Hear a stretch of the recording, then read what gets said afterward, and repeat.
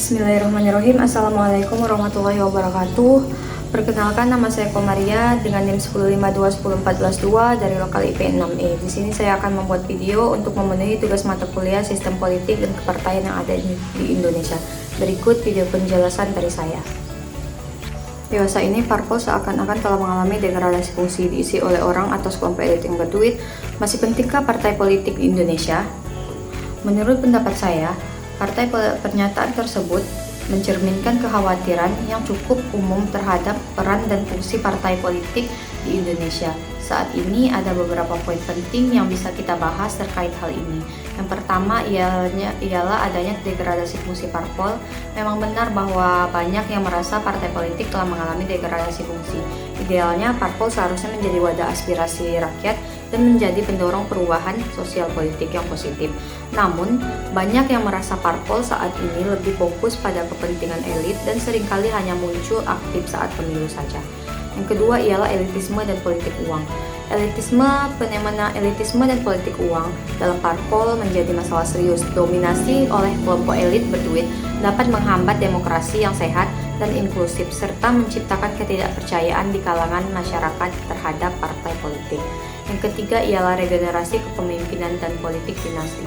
Masalah regenerasi kepemimpinan yang sering kali diwarnai oleh politik dinasti juga menghambat munculnya kader-kader baru yang potensial. Hal ini dapat menyebabkan stagnasi dalam inovasi dan kebijakan serta menurunkan kualitas kepemimpinan karena hasil politik dinasti. Yang keempat ialah korupsi. Korupsi yang melibatkan kader parpol merusak citra parpol dan menurunkan kepercayaan politik. Korupsi menjadi indikator kegagalan parpol dalam menerapkan etika dan moralitas yang seharusnya dijunjung tinggi oleh partai politik. Masih pentingkah partai politik di Indonesia? Meskipun banyak kritik, parpol tetap memiliki peran yang sangat penting dalam sistem demokrasi Indonesia.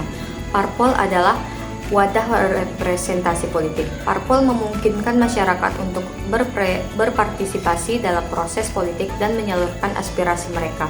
Yang kedua, parpol ialah penggerak demokrasi. Parpol membantu dalam pengembangan dan pelaksanaan kebijakan publik yang berdampak luas terhadap masyarakat. Yang ketiga ialah pendidikan politik. Parpol dapat berfungsi sebagai lembaga pendidikan politik bagi masyarakat, mengajarkan nilai-nilai demokrasi, hak-hak warga negara, dan pentingnya partisipasi politik. Untuk meningkatkan peran dan fungsi parpol, beberapa langkah yang dapat diambil meliputi ialah sebagai berikut, yaitu reformasi internal. Parpol perlu melakukan reformasi internal untuk mengurangi dominasi elit, memperkuat mekanisme pengawasan dan menerapkan meritokrasi dalam kaderisasi.